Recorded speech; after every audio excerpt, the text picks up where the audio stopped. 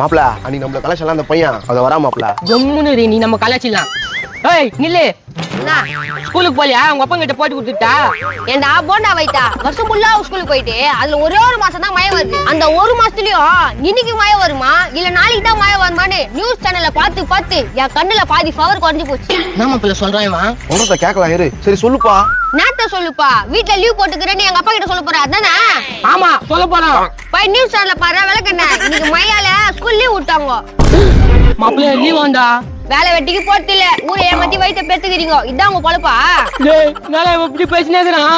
போன வாட்டி என்னோட 3 சைஸ் பெருசா இருந்த. இப்போ 4 சைஸ் பெருசா இருக்கிறேன். எத்தனை வீட்டு சொல்ல துண்டியா? இப்படியாவது கத்தி உடம்பு குறைதான் பாப்போம். ஹாய் சொல்ல மாட்டேன். வீங்கி பெஸ்டா ஆயிடு போகுது. மூஞ்ச பாரு. மாப்பிள என்னடா அவனை நம்ம கலாய்க்கலான்னு பார்த்தா அவன் உன்னை கலாச்சிட்டு போறான். எல்லாம் உன்னதாடா. ஹாய் சொல்ல மாட்டேன் பாரு. சினிமால போயிட்டு யானைக்கு டியூப் போடு. கலெக்ஷன் நல்லா ஆளலாம். கத்திலே காந்தவாயா.